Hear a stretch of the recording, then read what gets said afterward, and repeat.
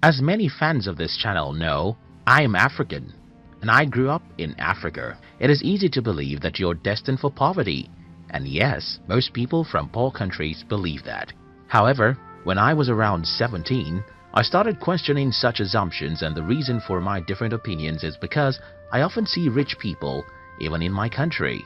But there are some other explanations for the reasons why some people are rich in poor countries. It may be that these people do ugly or illegal stuff. Maybe their father is a politician who has stolen a lot of money, or maybe it's just luck. Anyway, I decided to study how money works and see myself whether being rich has something to do with luck, stealing, or anything like that. By age 20, I already knew the formula of wealth creation, and I was ready to follow such formula. In today's video, I'll be sharing with you how to be rich in a poor country. If you're new here, consider subscribing so that you won't miss other interesting videos like this. Riches has no home. In his book, The Science of Getting Rich, Wallace D. Wattles provoked us to think about something very important. He asked us to stop thinking about poverty as though it caused by certain geographical location, but because if poverty has something to do with a particular geographical location, then certain people in certain geographical locations will be poor, while everybody else will be rich. But that's not so. As we make this video today, millions of people are poor even in the richest countries of the world. For example, more than 70% of Americans live from paycheck to paycheck, according to some studies. And think about this, many people even in the poorest countries of the world are very wealthy. What does this tell us? I think it's very simple. Money doesn't have anything to do with where you live. But there's another problem here. If money doesn't have anything to do with where you live, then why do we have more poor people in certain continents than others? Why do we have more poverty in Africa and Asia than in Europe or America? I think I have an answer, and that has to do with conditioning. Like begets like. The story was told about a farmer who brought an eagle's egg from his farm. When the farmer got home, he added the 3 eagle eggs with his chicken's eggs, and his chicken hatched the eggs with hers. Many months after the little eagles have been hatched, they are there right with the chicks, eating everything the chicks were eating, walking around the way the chicks walk around and having the same aspirations like those of the chicks. These 3 eagles grew up and lived their entire life just like chickens. They never flew or dared to leave like an eagle. I'm sure that you will believe this story easily because it happened in the kingdom of the birds. Well, like those eagles, like always begets like, even amongst human beings. So, what happens in poor countries is that when you're 7 years old, you'll notice that everyone around you is poor. And not just that these people are poor, they always blame someone else for their poverty. At age 7, you may not understand these people, but by the time you're 17, you're already successfully initiated into their evil world. What then happens is that as a young adult, whether you listen to your father, your mother, your uncles or teachers, everyone is blaming someone else for their state of being poor. It doesn't matter how strong you are, the natural thing to do is to become like these people. By the time an average human is 21 in a poor country, he has started thinking that the reason why he is poor is that the government or devil makes him poor. From this point, you can see how easy it is for these people to be poor and also make their children poor. It's pretty simple. Whenever you blame someone else for your life, what you're doing is folding your arms and saying, "It's not my fault. Let the man who causes man's poverty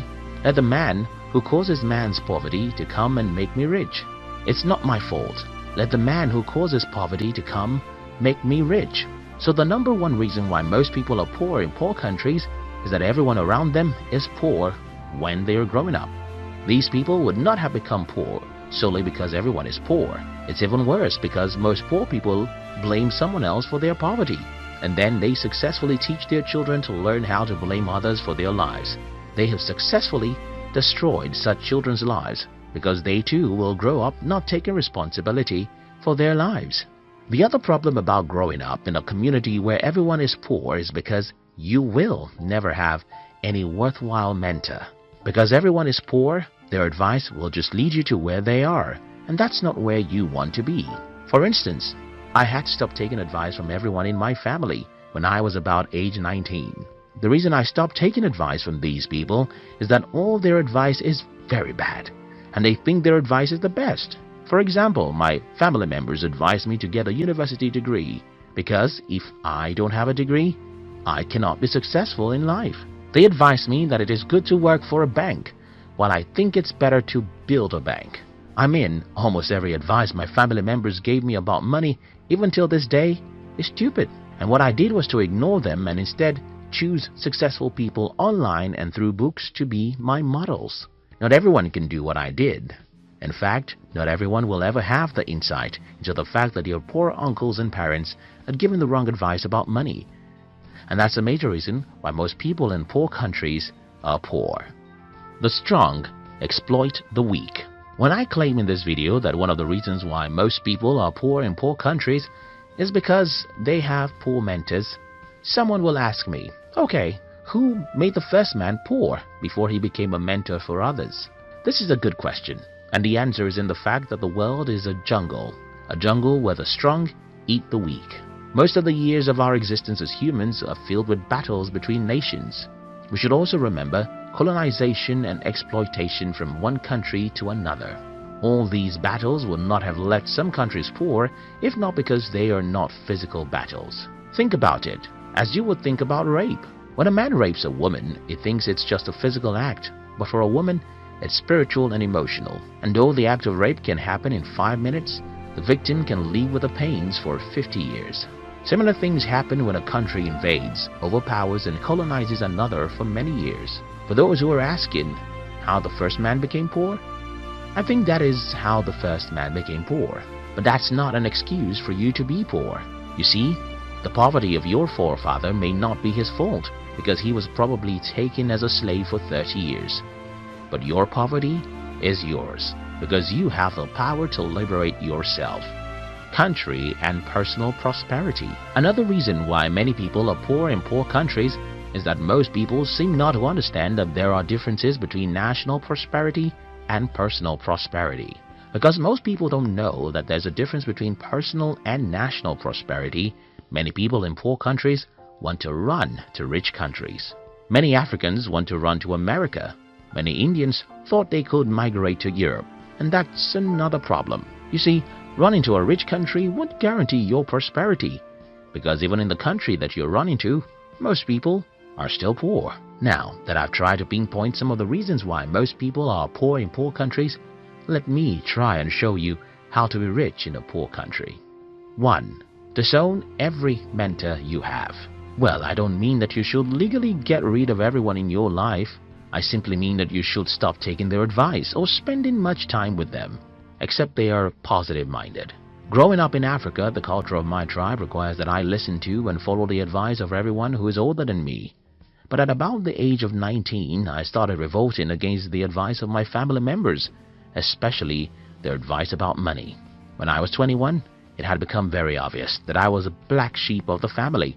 Until today, these people just don't have any advice I can follow about money. Don't get me wrong, I love my mother, father, uncles and siblings. I love my African friends, but I don't take advice or spend time with you if you're negative. This is the first thing I think you should do if you're from a poor country. Do away with negative people.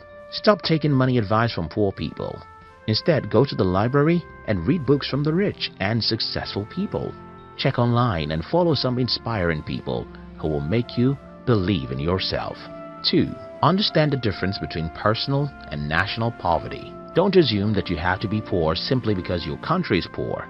You can be rich, even in a poor country. As I have explained earlier, being rich is not a factor of where you are from or where you live. Being rich is a factor of how you use your mind. 3. See the half full cup. I suffered ill health for the first 17 years of my life, and I hated life for every minute of those sicknesses.